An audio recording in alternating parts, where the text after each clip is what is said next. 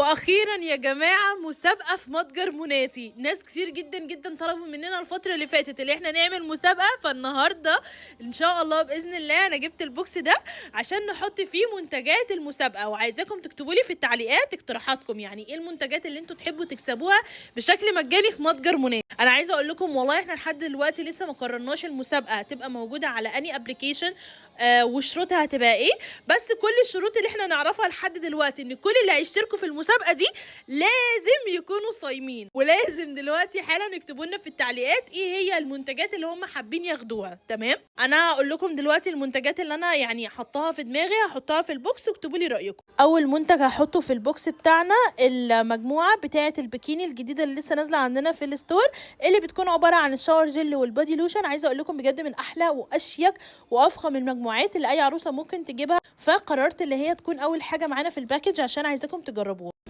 كمان قعدت فكرت كتير قوي، لقيت انه احنا عايزين نحط يا جماعه ماسك برضو معانا في المسابقه عشان العيد وكده، فهحط ماسك اللؤلؤ برضو معانا. وبرضو فكرت كتير قوي، لقيت ان احنا ممكن نحط بادي سبلاش معانا في المسابقه، بس مش عارفه، فانا ممكن احط دلوقتي التشيز كيك، يعني حاساه مناسب لكله، للبنوتات والعرايس وكده، فبرضو يكون معانا. ومش عارفه بقى بصراحه، يعني عايزه احط منتج رابع بس محتاره ايه المنتج الرابع اللي احنا ممكن نحطه. يعني قررت ان انا او فكرت ان انا ممكن احط ماسك اوفونا مثلا، او مثلا جيلي كعب غزال. والله فكره، يعني ممكن نحط جيلي كعب غزال، ويبقى كده مثلا معانا البوكس اللي فيه الحاجات او المنتجات اللي البنوته اللي هتكسب ان شاء الله هتاخدهم بشكل مجاني. ايه رايكم؟